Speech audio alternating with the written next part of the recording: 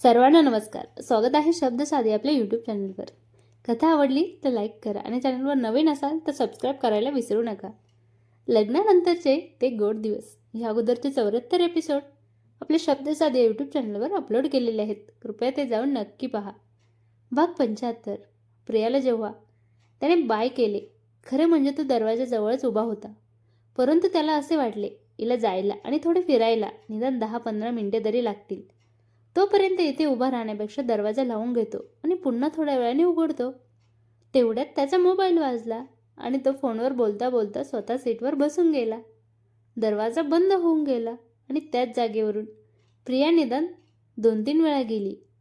परंतु दरवाजा उघडा नव्हता. प्रियांश दरवाजात उभा नव्हता. त्यामुळे प्रियाला तो दिसलाच नाही. ती प्रियांच्या डब्यापासून फार पुढे निघून गेली होती. प्रियांच्या लक्षात आले. प्रियांशने दरवाजा उघडला. तोपर्यंत मात्र उशीर झालेला होता. बराच वेळ होऊन गेला तरी सुद्धा प्रिया येतच नाही आहे. आता काय करू? एकाच गाडीत अशी कशी ती हरवू शकते? ती खाली उतरली तर नसेल ना? पण उतरणार कशी? गाडीत जास्त स्टेशन थांबतच नव्हती. सुपरफास्ट ट्रेन असल्यामुळे अगदी महत्त्वाचे स्टेशन असले तरच थांबत असल्यामुळे तो सुद्धा संशय प्रियांचा खोटा ठरणार होता. मग प्रिया गेली तर कुठे गेली? प्रियांशला फार भीती वाटू लागली होती. इकडे प्रियाची परिस्थिती फार काही वेगळी झाली नव्हती. ती पुढे पुढे जात होती. तिला काही समजत नव्हतंच. तिचा रडवेला चेहरा बघून शेवटी एका डब्यातील एका टीसीने तिला अडवले आणि तिला विचारले. मग तिने नाव सांगितले आणि डब्बा विसरले आहे असं सांगितल्यानंतर त्या नावानुसार त्या टीसीने त्याची लिस्टमध्ये त्याच्या डब्याचा नंबर आणि त्यांच्या सीटचा नंबर शोधून तिला सांगितला की तुम्ही फार पुढे निघून आले आहात, तुम्ही मागे जा. प्रियाच्या लक्षात आले आणि ती तात्काळ मागे जाण्यासाठी निघाली. 10-15 मिनिटे ती मागे चालली होती आणि त्यानंतर तिला लांबून घाबरलेला प्रियांश दिसला.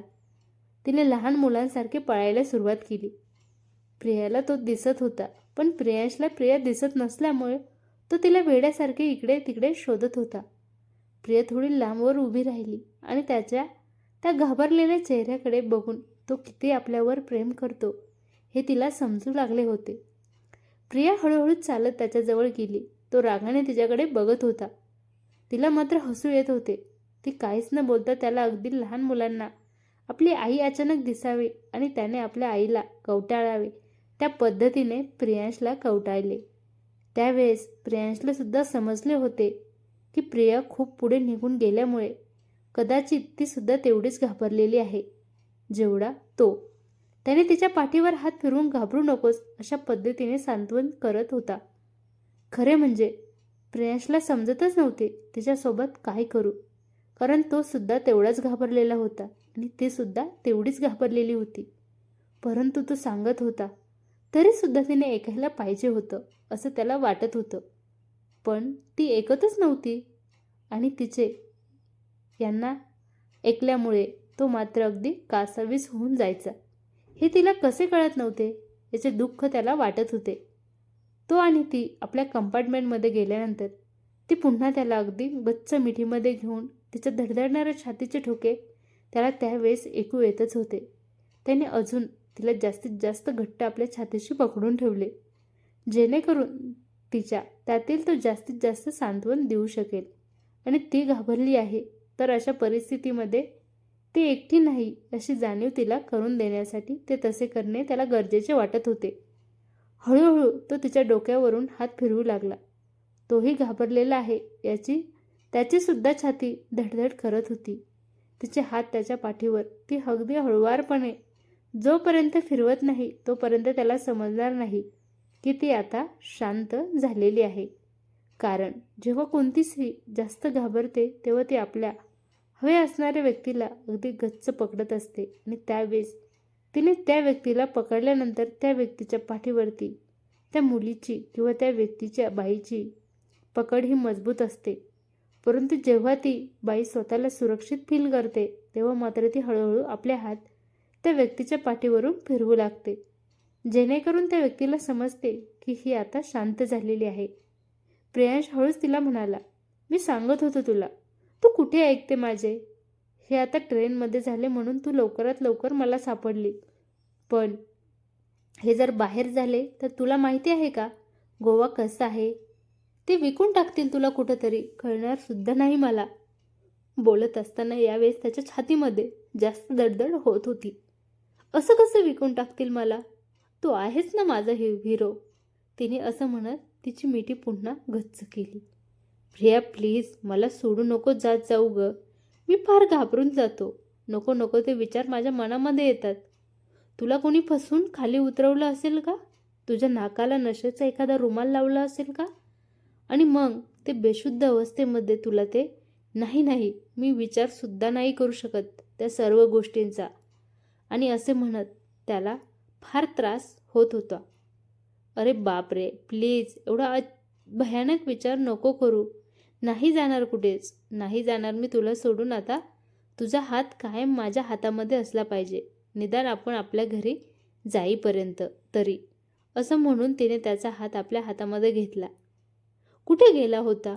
मी तुला किती शोधलं. तू दरवाजामध्ये उभा राहून माझी वाट बघणार होता. मी ते समजत होते. तू दरवाजामध्ये उभा असशील आणि केवळ तू दरवाजातून आतमध्ये निघून गेला. मला सर्व दरवाजे बंद दिसत होते. मला भीती किती रडू येत होते. तो टीसी भेटला नसता तर माझे काय झाले असते मी तुला सांगू शकत नाही. असे म्हणून तिने पुन्हा त्याच्या छातीवर डोके ठेवले आणि यावेळेस मात्र तिच्या डोळ्यामधून खरंच अश्रू येत होते.